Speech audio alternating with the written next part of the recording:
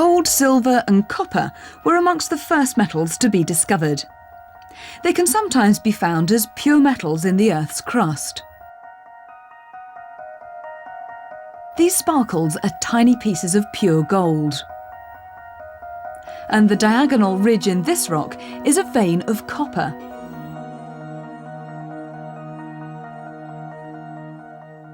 But finding metals in their pure state is rare. Copper is usually found in rocks, combined with iron, sulfur and oxygen.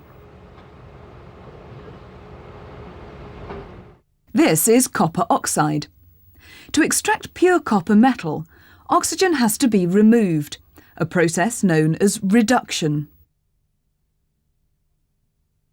One method is to use hydrogen as a reducing agent. Hydrogen gas from a cylinder is passed over the copper oxide. A mixture of hydrogen and air is explosive, but once all the air has been pushed out of the tube, it's safe to burn off the excess hydrogen. It burns so cleanly that it's hard to see the flame. Heat the copper oxide in this atmosphere of hydrogen and it quickly changes colour. Hydrogen reacts with oxygen in the copper oxide to form water. Copper metal is left behind.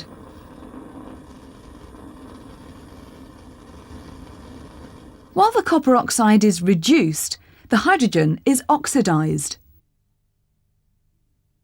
But as soon as the hydrogen and heat are removed, the reaction reverses. What's happening to the copper?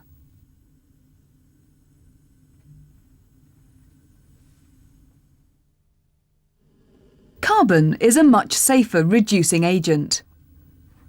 Mix it with copper oxide and simply heat in a boiling tube.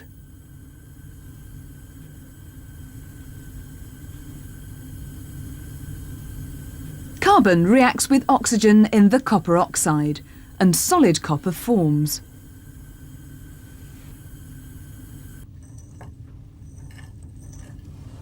Carbon is more reactive than copper.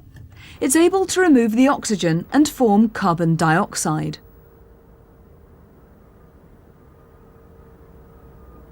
While the copper oxide is reduced, the carbon is oxidised. So, can other metal oxides be reduced by carbon? A mixture of lead oxide and carbon is heated strongly for several minutes.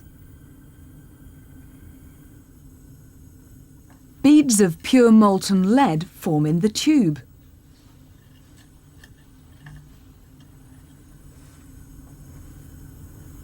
But heat a mixture of iron oxide and carbon, and nothing happens. Why does carbon reduce copper and lead oxides, but leave iron oxide unchanged?